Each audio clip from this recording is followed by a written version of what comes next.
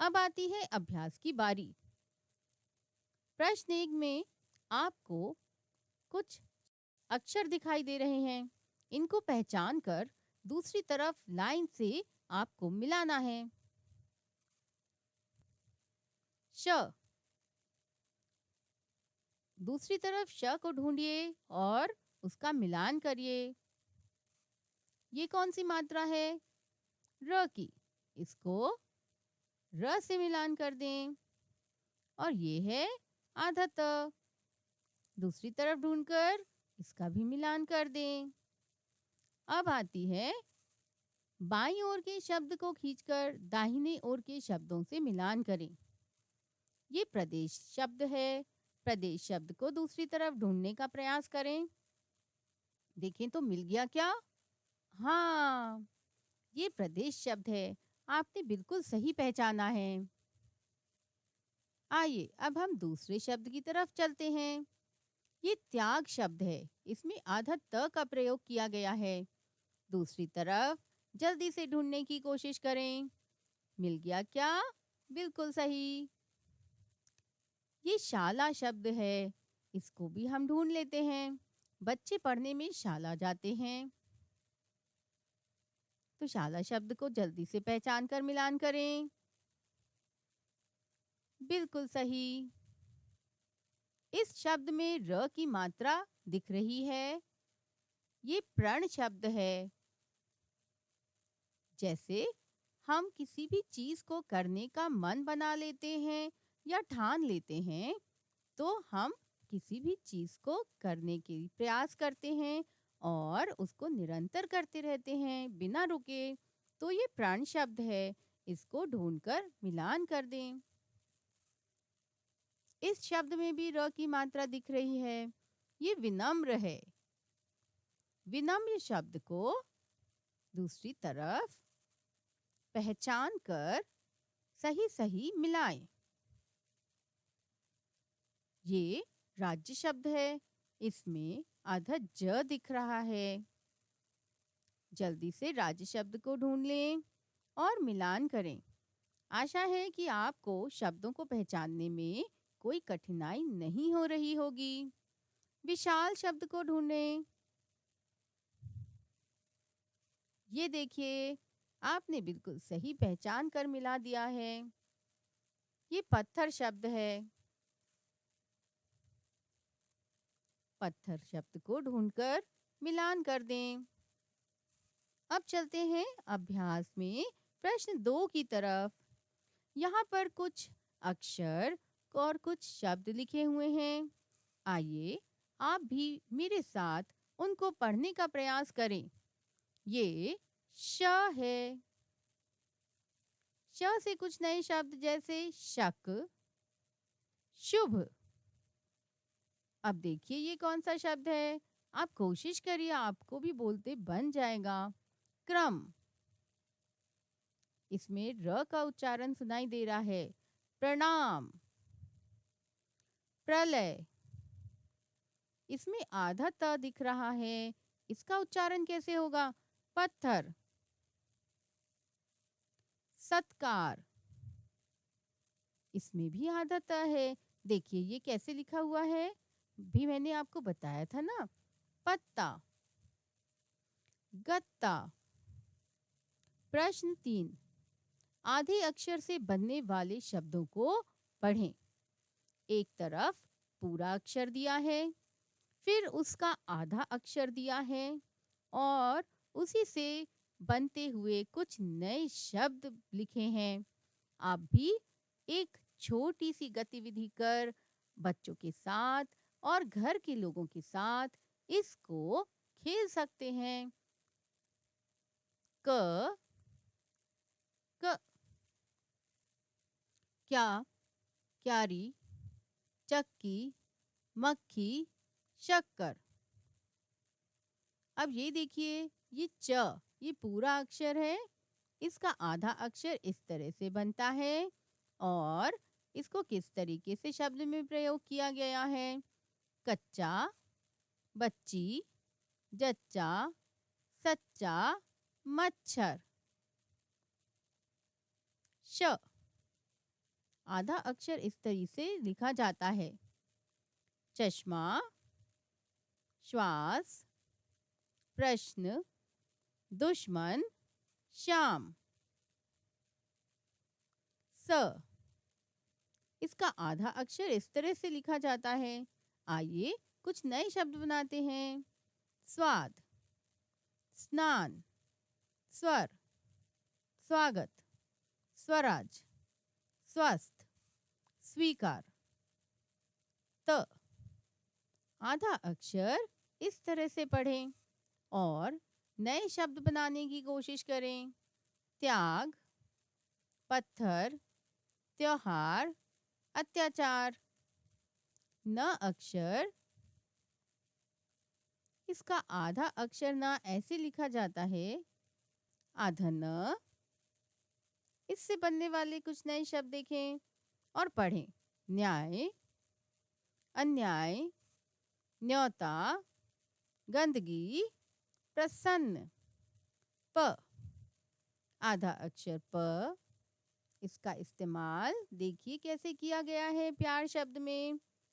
प्यार, प्यास, जब्त, सप्ताह, समाप्त, प्राप्त।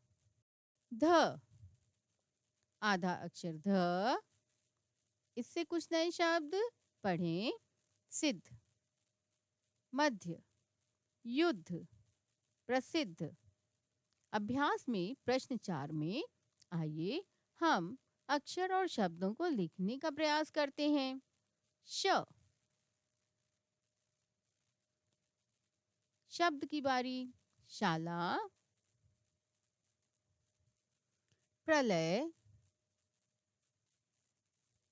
प्रयास, पत्थर, सत्कार। प्रश्न 5, अब इस प्रश्न में सही शब्द को चुनकर जो खाली स्थान दिए हैं हमें उनमें लिखना है। पहले हम इन शब्दों को पढ़ लेते हैं। वन भैंसा, भिलाई, पहाड़ी मैना, बिजली, रायपुर। अब इनमें से कौन सा है सही शब्द आएगा उसको हम चुन लेते हैं। पहले हम वाक्य को पढ़ लेते हैं और फिर उसका सही उत्तर ढूंढकर लिख लेते हैं। छत्तीसगढ़ में इस्पात का सबसे बड़ा कारखाना, अभी तो मैंने आपको बताया था कहाँ पर है। देखें, भिलाई। बिल्कुल सही। तो छत्तीसगढ़ में इस्पात का सबसे बड़ा कारखाना भिलाई में है। गंगरेल बांध से क्या मिलती है? गंगरेल बांध से बिजली मिलती है। ये तो बहुत ही आसान सा प्रश्न है। छत्तीसगढ़ की राजधानी क्या है? ये तो आपको पता ही होगा। छत्तीसगढ़ की राजधानी रायपुर है। चलिए अब हम देखते हैं कि छत्तीसगढ़ का राज्य पक्षी कौन है। तो छत्तीसगढ़ राज्य का राज्य पक्षी पहाड़ी मैना है। और छत्तीसगढ़ का राज्य पशु, तो छत्तीसगढ़ का राज्य पशु वन भैंसा है।